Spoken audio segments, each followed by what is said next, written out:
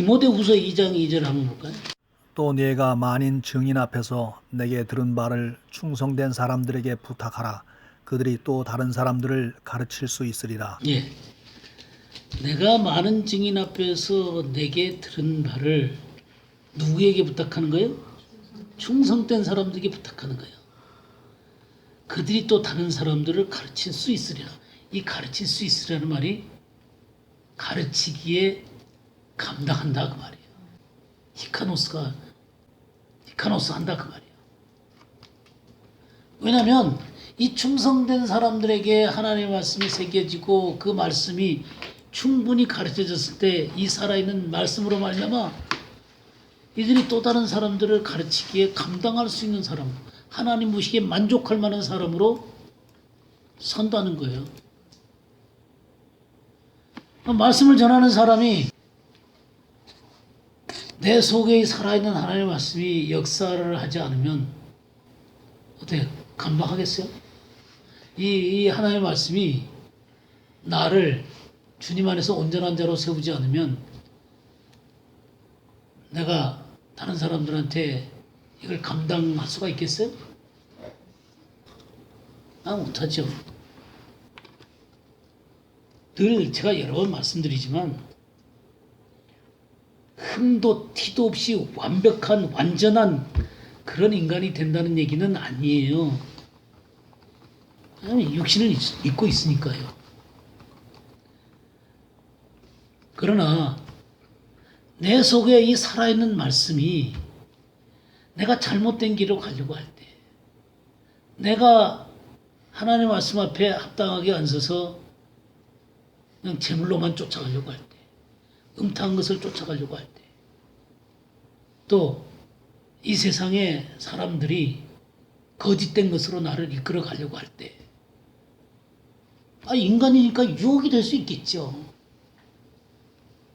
무슨 딱 쳐다보자마자 아니야 나는 완전한 주님의 사람이야 그래갖고 딱 완벽하게 흠도 티도 없는 그런 사람으로 글쎄요 그렇게 그 경건한 사람도 있을 수 있겠지만 우리 같은 범인은 그러지 않잖아요. 그러니까 유혹이 올 수 있죠. 그리고 이렇게 끌려가는 그런 것들이 있을 수 있죠. 그렇지만 하나님의 말씀이 계속해서 내 속에서 그거 아니다라고 말씀을 하는 거예요. 이게 바른 정로다라고 말씀하는 거예요. 그 영이요 생명된 말씀을 통해서 성령께서 말씀을 하시는 거예요. 그러니까 어떻게 되는 거예요? 그걸 아니요라고 얘기하는 거예요. 그리고 의의 길을 따르게 되는 거예요. 그리고 주와 더불어 동행하게 되는 거예요. 그러면서 이러한 것들이 계속 내 삶 가운데 이루어지게 되면 어떻게 돼요? 견고한 길이 되는 거예요. 의의 길을 계속해서 지속해서 걸어가게 되는 거예요. 그러면서 하나님의 말씀이 살아서 내 속에서 역사를 하는 거예요. 감당해낼 수 있다는 거예요. 정말 이 세상이 너무나 어지럽고 너무나 정말 처절할 만큼 거짓된 것이 너무 가득 차 있기 때문에 그리고 우리 육신이 너무너무 연약하기 때문에 참 이 세상 가운데서 빛으로만 살았으면 좋겠는데 너무 이 가뭄 먼지로 인해서 어두운 거예요. 이 어둡다는 게 이 가뭄이라는 말이거든요. 이 가뭄의 먼지들로 말미암아 잘 안 보이는 거예요. 세상도 그렇고 내 속도 그렇고. 그러나 하나님의 말씀이 내 속에 살아있게 되면 역사를 하기 시작하는 거예요. 그런 것들이 이렇게 거두어진단 말이에요. 내 속에 정직한 영이 나를 이끌기 시작한단 말이에요. 진리의 길 가운데 걸어가도록 하게 하신단 말이죠.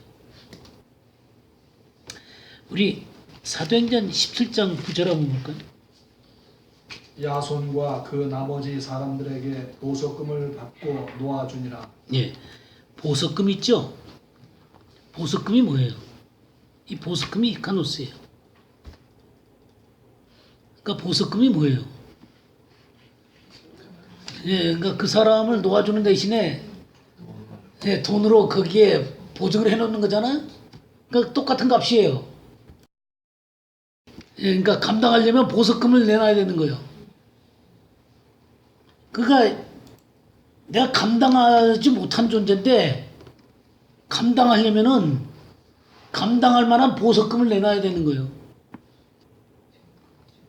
예, 이 보석금이 바로 우리 주님 예수 그리스도세요. 하나님의 은혜예요. 예, 하나님의 말씀이에요, 말씀. 예수 그리스도시고. 하나님의 은혜예요.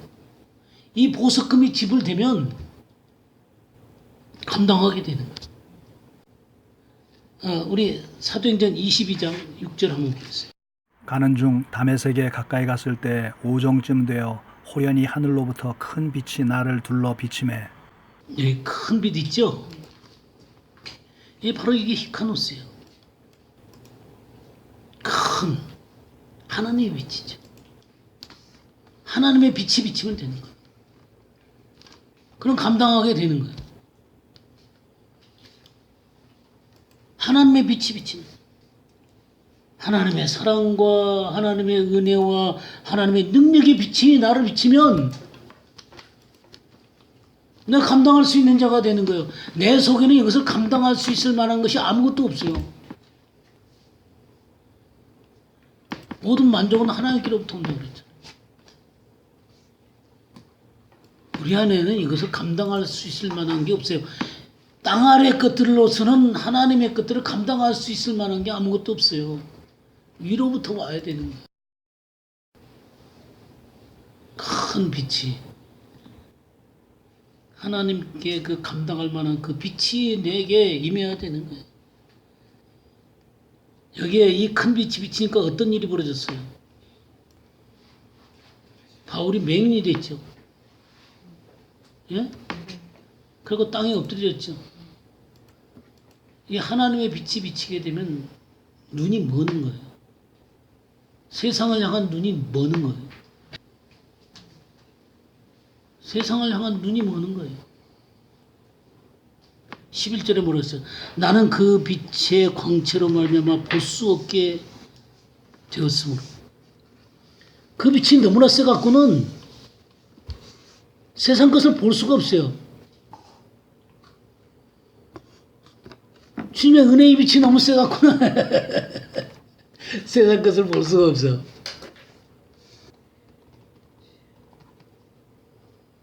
하나님께서 만족하는 빛이 비치니까 그냥 우리가 그냥 세상에 눈이 멀어버리는 거예요.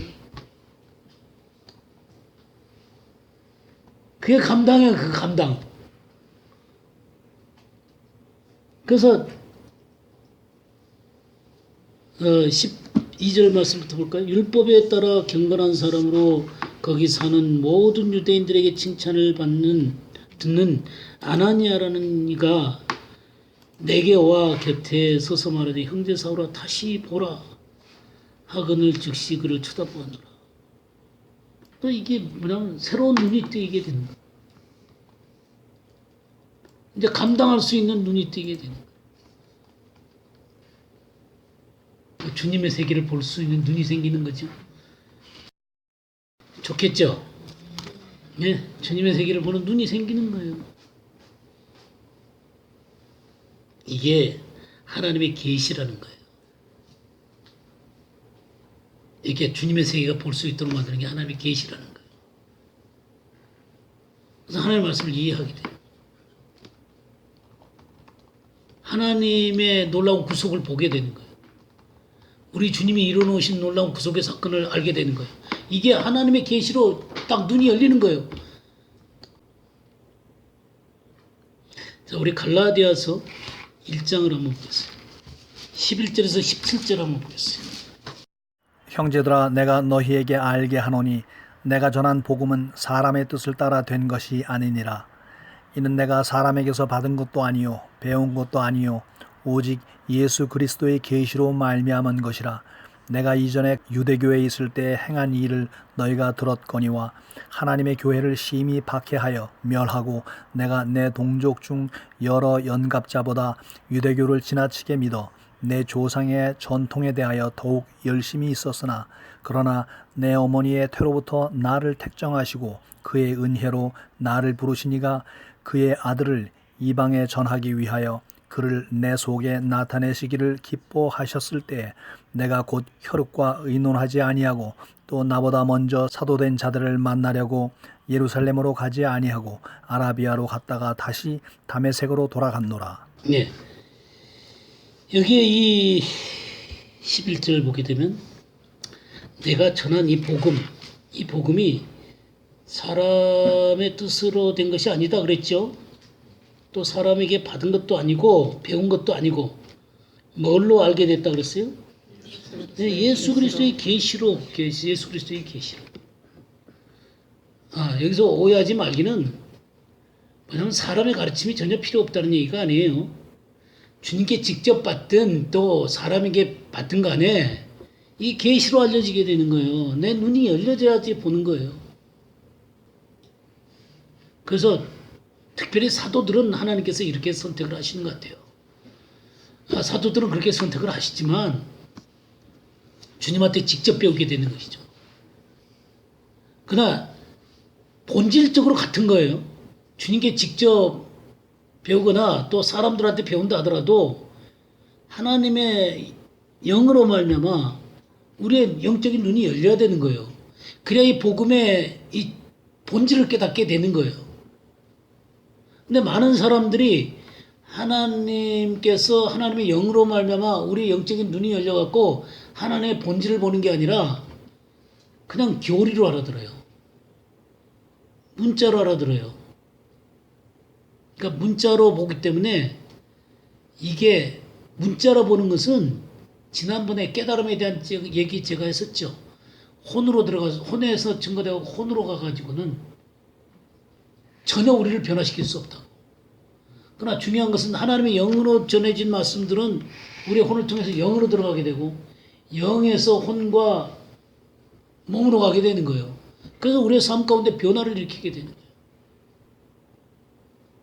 이게 계시예요. 그래서 이 바울 사도가 굉장히 예전에는 그 전통에 열심히 썼다 그랬잖아요. 그죠? 14절에 내가 내 동족 중 여러 영갑자보다 유대교를 지나치게 믿어 내 조상의 전통에 대하여 더욱 열심히 썼으나 정말 열심히 있는 사람이에요. 그러니까 이 열심으로 안 된다는 거예요. 열심히 봉사한다고 되는 거 아니다 말이에요. 신학교 간다고 되는 거 아니다 그 말이에요.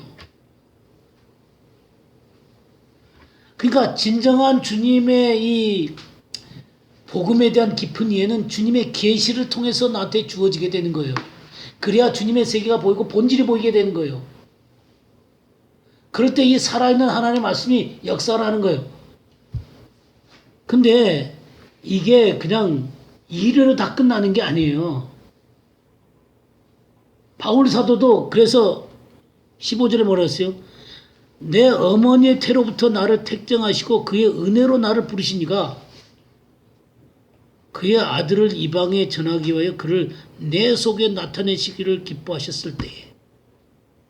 그래서 바울이라는 사람을 선택해갖고 바울에게 큰 빛을 비쳤잖아요. 그죠? 큰 빛을 비치니까 그가 눈이 멀었잖아요. 세상에 대해서 눈이 멀었잖아요. 그래갖고 영적인 눈을 뜨게 해서 주님 안에서 복음을 알게 됐잖아요. 하나님의 사랑을 알게 됐잖아요. 근데 이 바울 사도 속에서 그를 내 속에 나타내시기를 기뻐하셨을 때, 즉 예수 그리스도를 바울을 통해서 드러내고 싶으셨어요. 이렇게 예수 그리스도를 드러내고 싶었는데 이 단 한 가지 주님께서 처음에 바울을 부르시고 그 큰 빛을 비춰갖고 쓰러뜨려서 주님을 알게 한 그 하나만으로 되는 거 아니라는 거예요.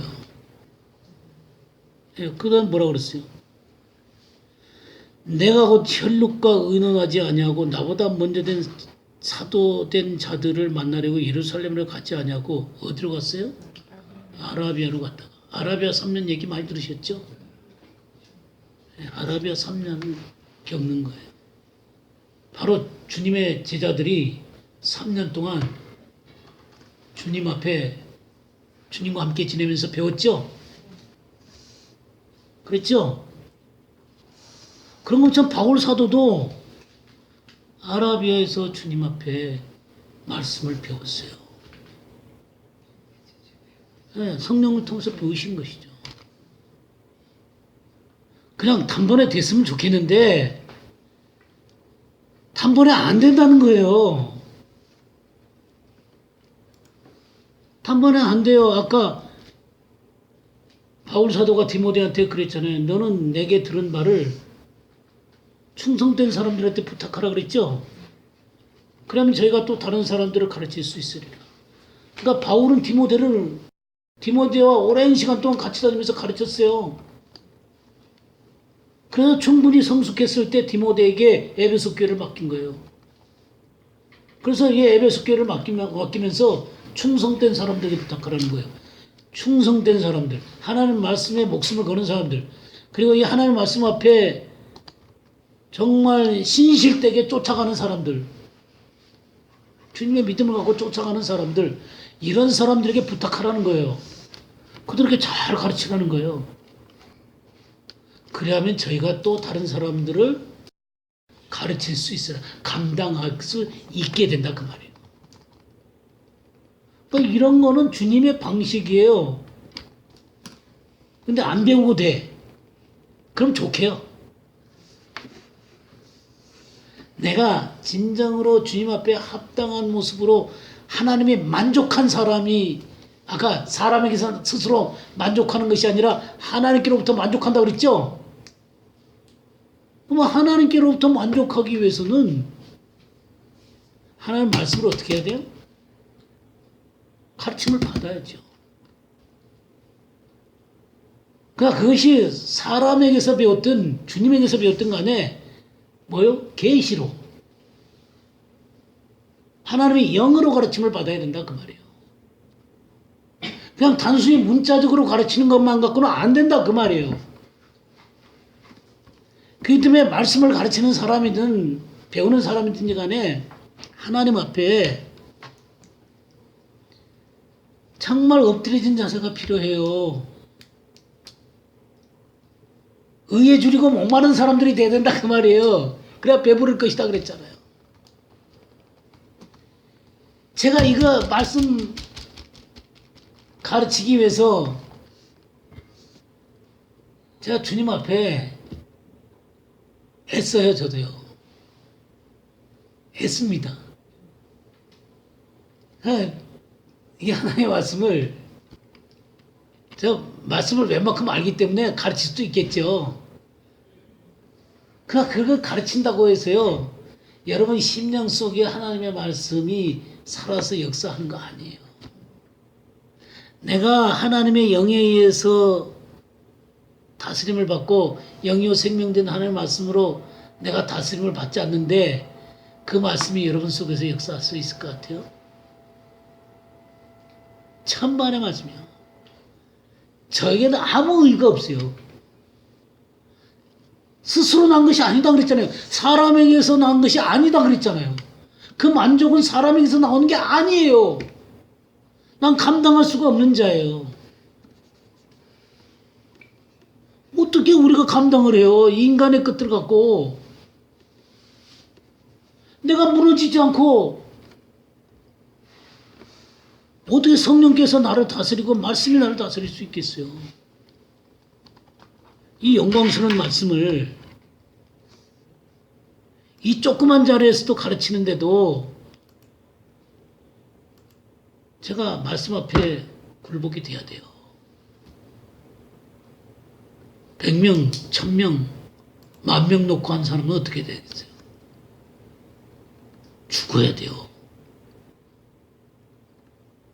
찍소리 말고 죽어야 돼요.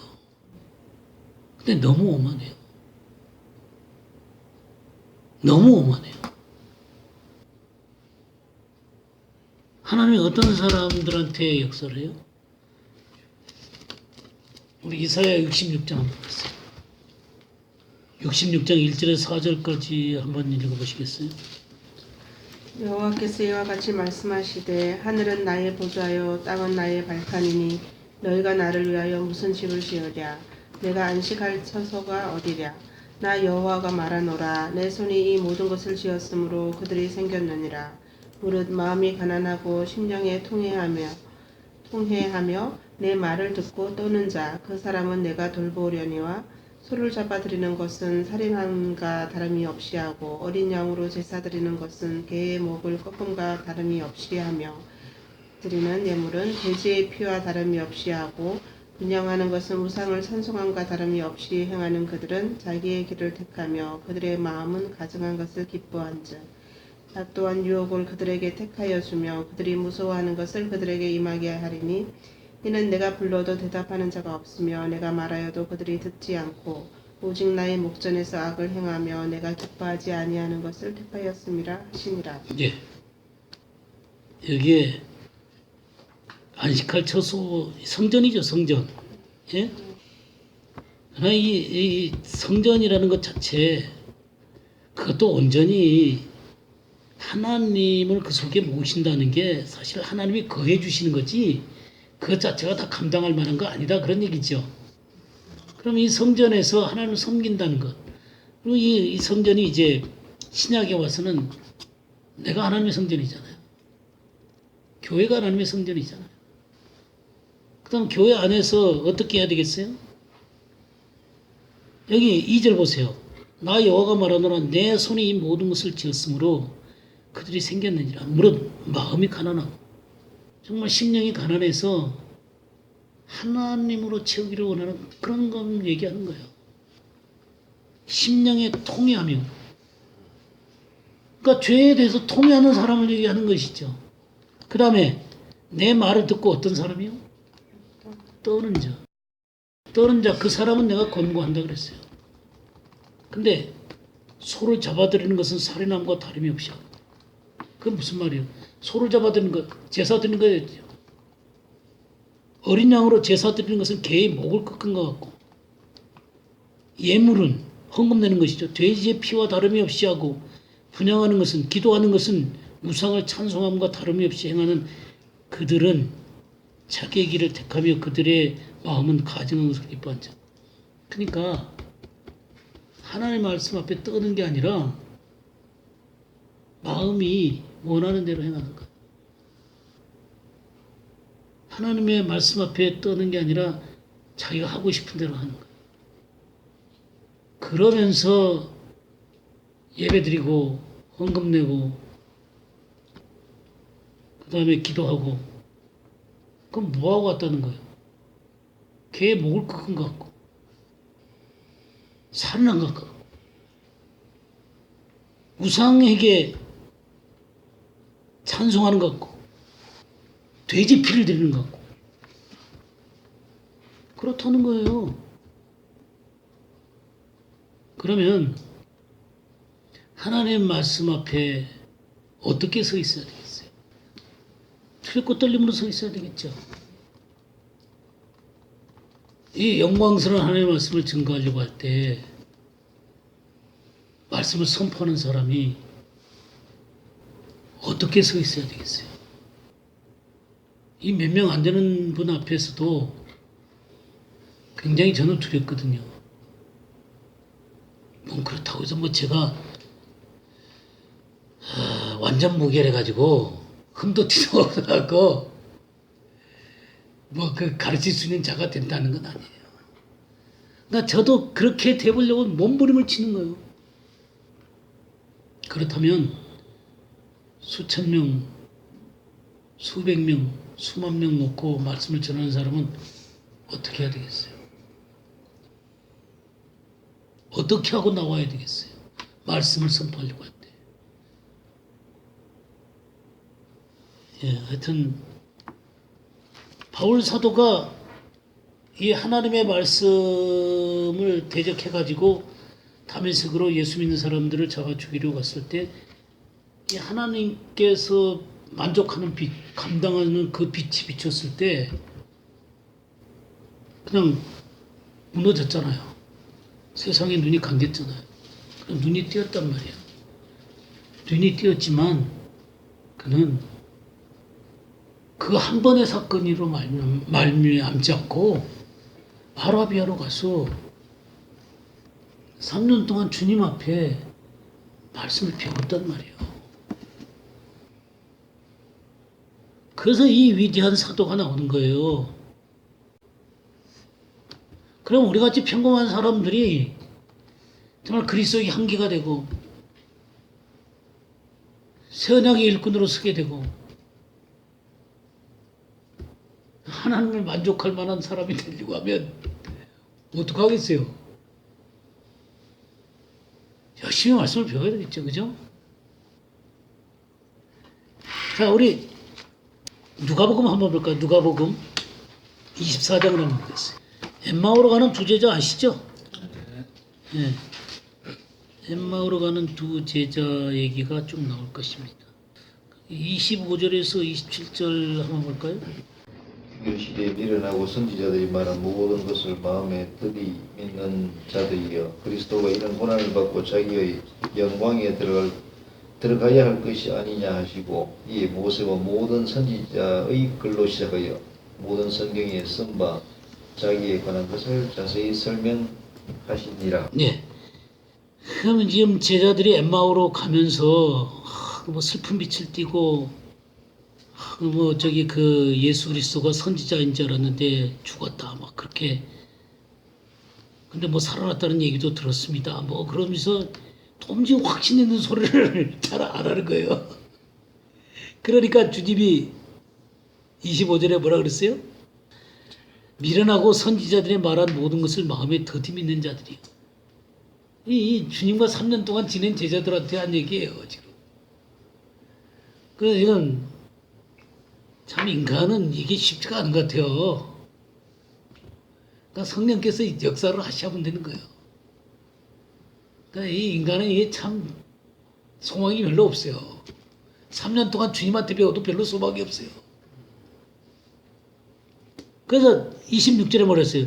그리스도가 이런 고난을 받고 자기 영광에 들어가야 할 것이 아니냐. 다시금 이제 설명을 하는 거죠. 그러면서 27절에 이에 모세와 모든 선지자의 글로 시작하여 모든 성경에 쓴 바, 모든 성경에 쓴 바. 이게 모든 성경이 구약이에요, 구약. 지금 이거 신약이잖아요, 지금. 누가복음이 그때 있었어요? 없었어요. 그럼 모든 성경은 뭐예요? 구약이에요, 구약. 그죠?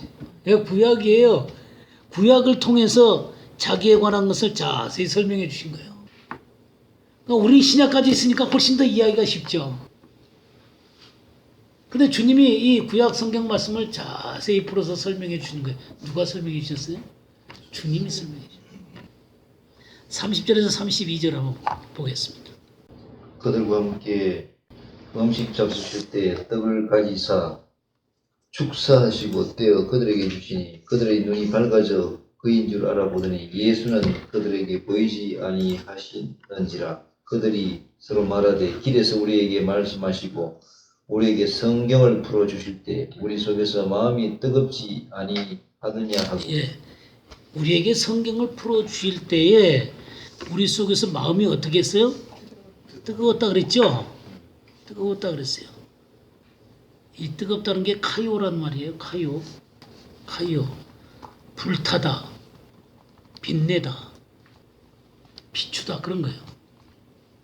그러니까 이 하나님의 말씀을 탁 풀어주시니까 막 속이 뜨거워지는 거예요. 그러면서 보이는 거예요. 다 비추어지니까. 탁 불이 켜지는 거예요. 이 불이 켜지다 이런 말들이에요. 이게 다 이 카요라는 말이. 우리 누가복음 12장 35절을 한번 볼까요? 허리에 띠를 띠고 등불을 켜고 서 있으라. 예, 이 등불을 켜다 그랬죠. 이게 카요예요. 등불을 켜다.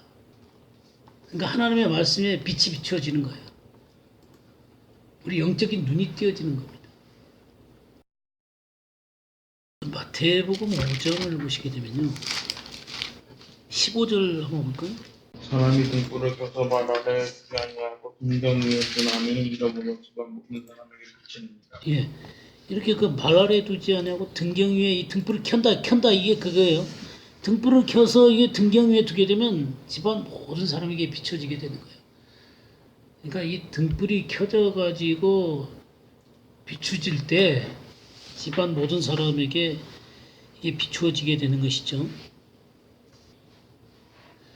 이렇게 그 하나님의 말씀을 이렇게 가르치게 되면 속에서 빛이 비춰지면서 이게 그 하나님의 말씀이 이해가 되는 것이죠. 또 우리 요한복음 15장 6절도 한번 볼까요? 사람이 내 안에 거하지 아니하면 가지처럼 밖에 버려져 마르나니 사람들이 그것을 모아다가 불에 던져 사르느니라. 예. 여기 불에 던져 사른다 그랬죠? 사른다. 이게 카이오예요. 살라져요. 그러니까 이 하나님의 말씀에 빛이 비추어지게 되면요. 우리의 육신의 생각들이 살라지는 거예요. 우리 육신이 살라지는 거예요. 그러니까 이 하나님의 말씀은 두 가지 역할을, 이게 계시라는 건 우리에게 하나님의 것들을 알게 할 뿐만 아니라 우리 육신의 것들을 태워주는 거예요. 그래서 우리 속에 뜨거워지는 거예요. 그러니까 하나님의 말씀은 내가 가지고 있는 육신의 것들은 태우고 부서뜨리고 또 이렇게 그 사르게 되죠. 그러면서 하나님의 세계를 볼 수 있도록 열어주는 거예요.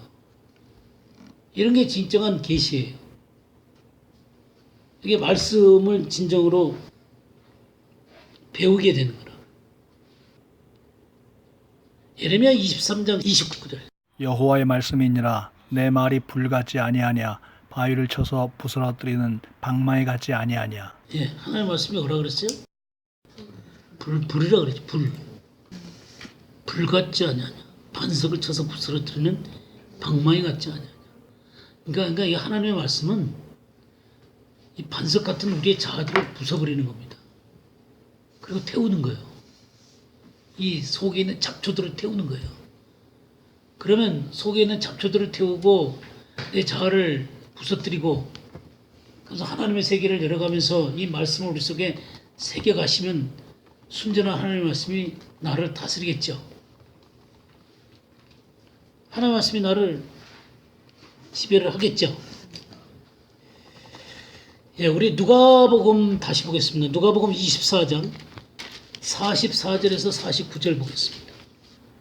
또 이르시되 내가 너희와 함께 있을 때에 너희에게 말한 바 곧 모세의 율법과 선지자의 글과 시편에 나를 가리켜 기록된 모든 것이 이루어져야 하리라 한 말이 이것이라 하시고 이에 그들의 마음을 열어 성경을 깨닫게 하시고 또 이르시되 이같이 그리스도가 고난을 받고 제3일에 죽은 자 가운데서 살아날 것과 또 그의 이름으로 죄사함을 받게 하는 회개가 예루살렘에서 시작하여 모든 족속에게 전파될 것이 기록되었으니 너희는 이 모든 일의 증인이라. 볼지어다 내가 내 아버지께서 약속하신 것을 너희에게 보내리니 너희는 위로부터 능력으로 입혀질 때까지 이 성에 머물라 하시니라. 예, 주님이 또 제자들에게 나타나셨죠. 그래가지고 뭘 갖고 가르치셨어요? 모세 율법과 선지자의 글과 시편. 이게 뭐예요? 구약이죠. 이 구약 성경을 열어가지고 마음을 열어 성경을 깨닫게 하시는 거예요. 그러니까 주님께서도 제자들에게 3년 동안 가르치시고 나서 부활하시고 나서도 또 가르치시고 또 가르치시는 거예요. 이 하나님의 말씀을 온전하게 이해하고 받아들일 수 있도록. 그래서 사도행전에 다시 1장을 더 보겠습니다. 1장 보시게 되면 1장 3절 보겠습니다. 해 받으신 후에 또한 저희에게 확실한 많은 증거로 친히 사심을 나타내사 40일 동안 저희에게 보이시며 하나님 나라의 일을 말씀하십니다. 예, 부활하신 다음에 40일 동안 제자들과 함께 있었죠. 그 40일 동안 뭐 하셨어요? 말씀 가르쳐 주셨어요. 그러니까 우리가 뭐 거의 3년간 우리가 말씀을 지금 배우잖아요. 근데 이 주님은 3년 동안 내내 같이 다니면서 가르치셨잖아요. 그리고 부활하고 난 다음에도 40일 동안 그냥 제자들을 또 가르치시는 거예요. 그러니까 이 말씀을 몇 번 듣고 다 알아들은 것처럼 얘기하면 어떻게 해요? 그건 아니죠. 그러니까 이 말씀이 나를 부셔가야 되는 거예요. 태워가야 되는 거예요. 그리고 점점 하나님의 세계를 내 속에 넓혀가야 되는 거예요. 그리고 세워가야 되는 거예요. 그렇게 해야지 내 속에 이 하나님의 나라가 서게 되고 주님이 내 속에 온전하게 주인이 되시고 또 날 다스리게 되고 그리고 향기가 드러나게 되고 감당할 수 있는 사람이 되게 되는 것이죠. 그러니까 하나님으로부터 오는 만족이 하나님으로부터는 감당할 만한 사람이 되게 되는 거예요. 오늘은 여기까지 하죠.